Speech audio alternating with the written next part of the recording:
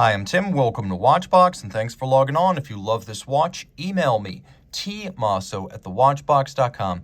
It is your purchase and pricing email question line for buying this or any watch you see on any Watchbox platform. Please reach out to me for pricing. Email tmosso@thewatchbox.com for pricing details.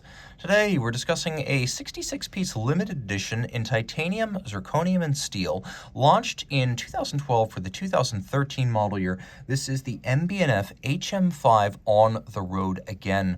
A timepiece inspired by horological and automotive favorites from the 1970s. This is Max Buser and his friends, recalling cars like the Alfa Romeo Caribou and Giorgetto Giugiero's landmark design for the DeLorean DMC-12. It also recalls watches that were driver's style from the period, such as the Amida Digitrend and the Girard-Perregaux Casquette, and this channels the spirit of those. So let's talk about the size. It is 49.2 millimeters from side to side. That's from side to side, but you got to see how the watch wears on the wrist, because from end to end, it's only 46.5 millimeters across, not including the crown.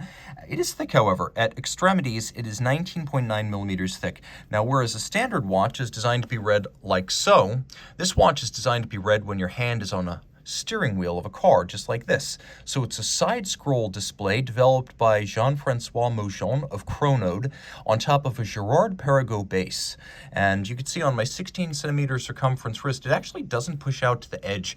46.5 millimeters from pivot center to pivot center means that this strap case combination wears more compact than you'd think, which is why I could recommend it for a wrist as small as 14 to 15 centimeters circumference. Big is the look, but the fit is secure. And again, you read it like this. Now, taking a look at the strap, it's got a lovely perforated look that was popular typically on synthetic straps of the 1970s. We have these molded-in perforations or evacuations, and then we have character lines molded in crosswise.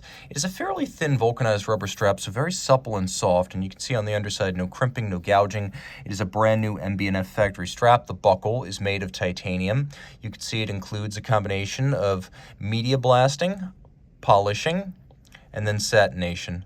And you can see the MB&F logo on the pin of the buckle. The pin even has a little space to rest inside the buckle. Attention to detail is a strong suit at MB&F. Now, the reverse side is like the sloped rear end of a car from the 70s. So if you remember the Alfa Romeo Caribou concept, that's probably the best example, where you had slats over the tumble home of a fastback rear. And of course, we have these little apertures flanking the crown itself, and these are designed to emulate exhaust outlets on a vintage sports car, but what they actually are drains for the inner case. So the inner case is steel and water resistant to 30 meters, but then there's this outer case, and you can open up these little slats to help drain the space between the inner and outer case, but you also have these little drains around the back. You have the battle axe motif, the double-edged battle axe motif that is a symbol of MB&F.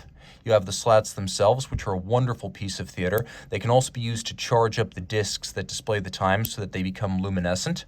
And we have zirconium, which is a material that is very hard and very scratch resistant. And so that's the primary composition of the case. The inner case is steel, the outer case is mostly zirconium.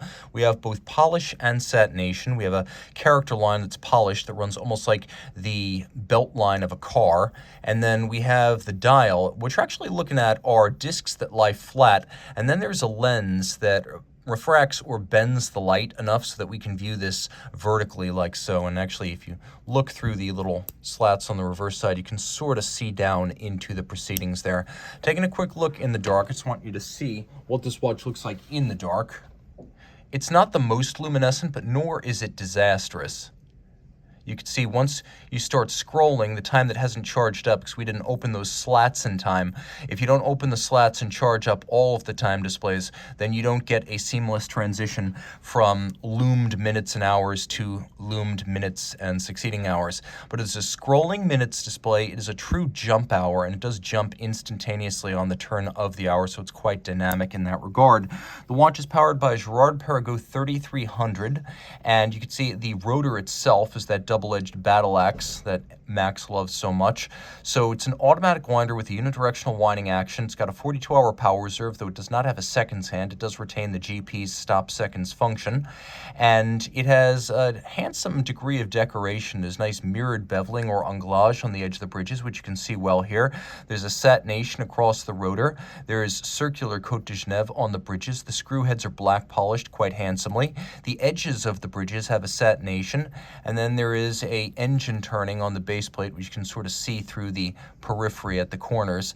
And it beats away at 4 hertz or 8 beats per second. You can also see that there's a lovely combination of satination on the wheels and then solarization on the barrel, which is particularly attractive. As you can see, several different layers of solarization have been lavished right there. And again, all of this water resistant down to 30 meters. So reach out to Team Mosso at thewatchbox.com for purchase and pricing details of the automotive-inspired, 70s-inspired MB&F HM5.